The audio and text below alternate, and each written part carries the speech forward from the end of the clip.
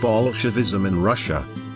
On October 1st, Mao Zedong declares the founding of the People's Republic of China in Tiananmen Square, Beijing. He is funded by Rothschild, created communism in Russia and handled by the following Rothschild agents: Solomon Adler, a former United States Treasury official who was a Soviet spy; Israel Epstein, the son of a Jewish Bolshevik imprisoned by the Tsar in Russia for trying to foment a revolution there; and Frank Coe, a leading official of the Rothschild-owned IMF. In December 16th's Jewish Chronicle, Israeli Prime Minister, David Ben-Gurion, is quoted with the following statement: "Jerusalem is not the capital of Israel and world Jewry, it aspires to become the spiritual center of the world." 1950. Figures reveal that as planned by the Rothschilds, every nation involved in World War II greatly multiplied their debt, bringing them further and further under Jewish control. Between 1940 and 1950, United States federal debt went from $43 billion to $257 billion, a 598% increase. During that same period, Japanese debt increased by 1,348%, French debt increased by 583%, and Canadian debt increased by 417%. James Paul Warburg, appearing before the Senate on 7th February, arrogantly states, "We shall have world government, whether or not we like it. The only question is whether world government will be achieved by conquest or consent." Thus the Rothschilds get to work on their plan for global government, which starts with a three-step plan to centralize the economic systems of the entire world. These steps are: 1. Central bank domination of national economies worldwide. 2. Centralized regional economies through superstates such as the European Union, and regional trade unions such as NAFTA. 3. Centralization of the world economy through a world central bank, a world currency, and ending national independence through the abolition of all trade tariffs by treaties such as the General Agreement on Tariffs and Trade, GATT. Israel passes their law of return, guaranteeing every person born of a Jewish mother, throughout the world, the right to dwell in the State of Israel. However, the Palestinians, who had lived there for 1,300 years, are denied that right. John David, former chief of the Justice Department's Internal Security Section, notes that the Israeli intelligence service is the second most active in the United States after the Soviets, both of which are of course controlled by Jews.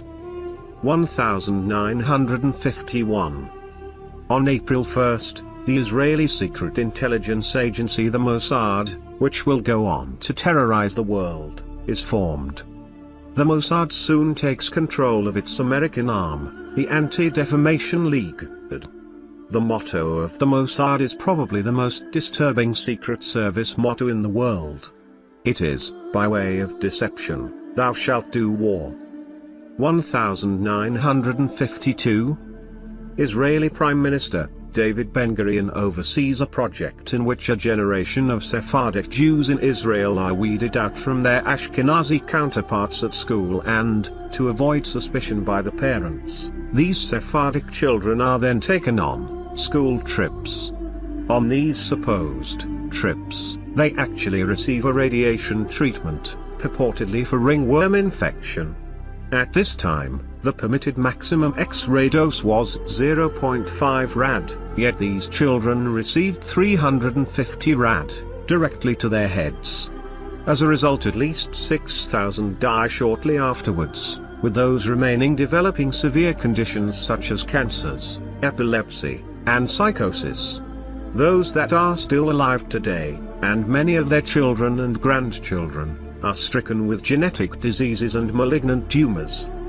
This is an attempt to genocide the Sephardic Jews, who are an underclass in Israel and even referred to by many Ashkenazi Jews as niggers. On April 23, during a debate on immigration law, Congressman John Rankin makes the following statement to the House on the subject of the Jews, which is recorded in the Congressional Record. "They whine about discrimination. Do you know who is being discriminated against? The white Christian people of America. The ones who created this nation. Communism is racial. A racial minority seized control in Russia and in all her satellite countries, such as Poland, Czechoslovakia, and many other countries I could name. They have been run out of practically every country in Europe in the years gone by, and if they keep stirring race trouble in this country and trying to force their communistic program on the Christian people of America, there is no telling what will happen to them here. 1953. Dwight Eisenhower, who in the 1915 West Point Military Academy graduating class yearbook is referred to as a terrible Swedish Jew, is elected President of the United States. On June 19, Julius and Ethel Rosenberg are executed in America for espionage. They had been caught supplying secrets regarding atomic bomb manufacture to the Soviet Union, a country they had great affinity for, having met at a Young Communist League meeting in America, and also being Jewish, of course. N.M. Rothschild and Sons found the British and Newfoundland Corporation Limited to develop 60,000 square miles of land in Newfoundland, Canada, which comprises a power station to harness the power of the Hamilton, later renamed Churchill, Falls. At the time this was the largest construction project ever to be undertaken by a private company. 1954. The Levin Affair. Israeli agents recruit Egyptian citizens of Jewish descent to bomb Western targets in Egypt, and plant evidence to frame Arabs, in an apparent attempt to upset American/Egyptian relations. Israeli Defense Minister, Ashkenazi Jew, Pinchas Levin is eventually removed from office, though many think real responsibility lies with David Ben-Gurion. This is the first known use of Jews who look like Arabs, being used by the Jews to carry out terrorist attacks that they then blame on the Arabs, and is an example of how their Secret Service motto, by way of deception, "Thou shalt do war," works in practice. A hidden microphone planted by the Israelis is discovered in the office of the United States ambassador in Tel Aviv. In Holland, the Bilderberg Group meets for the first time at the Bilderberg Hotel in Arnhem. The Bilderberg Group is a Rothschild-founded international organization of approximately 100-200 influential people, mostly politicians and business people, who meet annually, and in secret, to carry out the bidding of the Jewish world power behind the scenes. Regulars at these meetings put forward the forthcoming global policy, which delegates report back to their respective governments who then implement this policy. Bilderberg meetings are also used so that Rothschild, David Rockefeller and Jewish frontmen such as Henry Kissinger, can check out potential leaders of countries, and decide whether or not they want them as leaders of said countries. For example, Bill Clinton was there in 1991, Tony Blair was there in 1993, and Angela Merkel was there in 2005. Also Rands, who didn't pass the Bilderberg audition, such as future Chancellor of the Exchequer, Gordon Brown, and former leader of the Conservative Party, William Hague, were there in 1991 and 1998 respectively. 1955. The Israeli government carries out the clandestine terrorist bombings of a number of American facilities in Cairo, with the aim of making the Americans believe the Egyptians are responsible for them, in order to damage relations between the United States and Egypt. Edmond de Rothschild founds Compagnie Financière, Paris.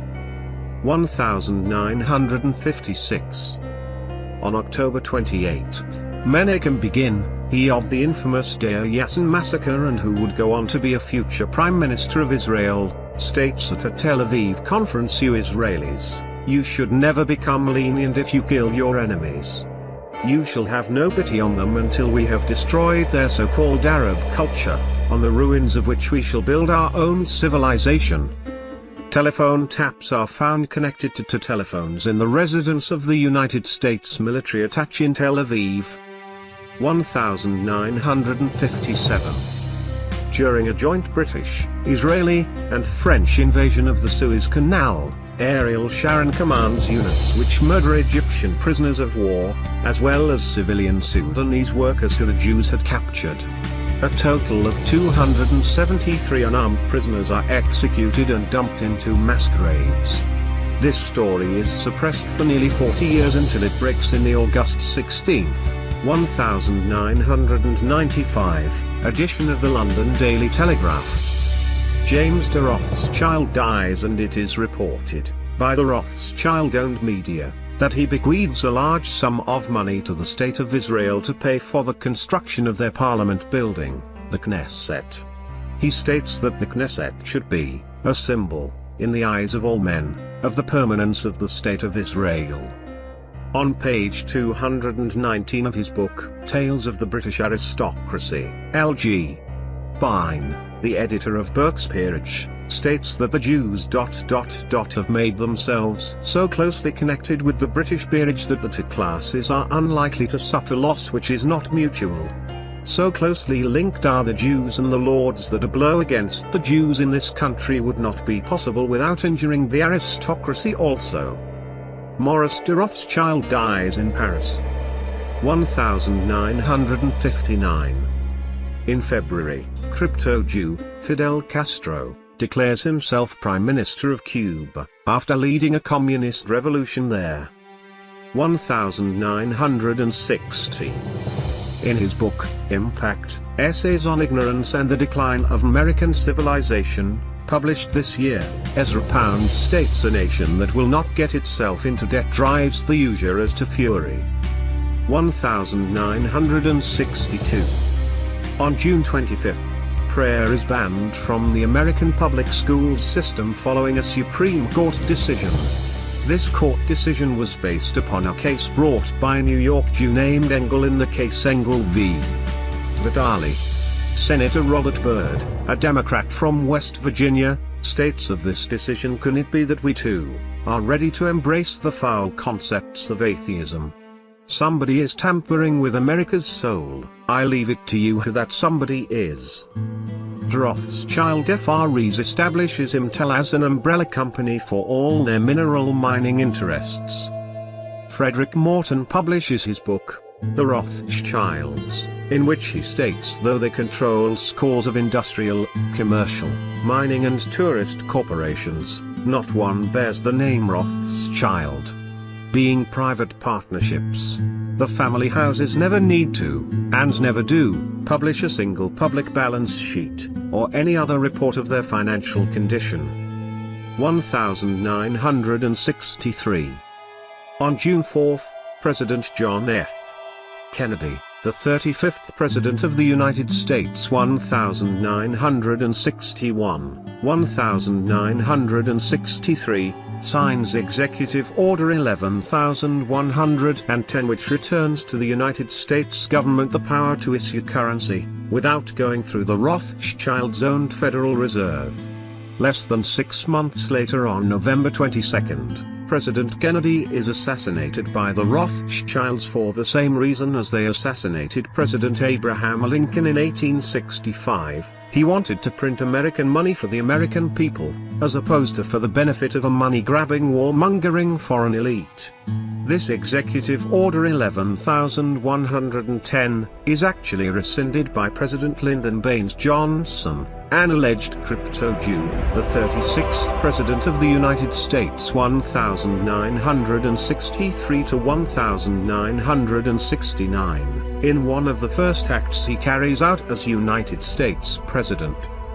Another, and probably the primary, reason for Kennedy's assassination is, however, the fact that he made it quite clear to Israeli Prime Minister David Ben-Gurion that under no circumstances would he agree to Israel becoming a nuclear state. The Israeli newspaper Haaretz on February 5, 1999, in a review of Avner Cohen's book, Israel and the Bomb, states the following on this subject: the murder of American President John F. Kennedy brought to an abrupt end the massive pressure being applied by the U.S. administration on the government of Israel to discontinue the nuclear program. The book implied that, had Kennedy remained alive, It is doubtful whether Israel would today have a nuclear option. A point of interest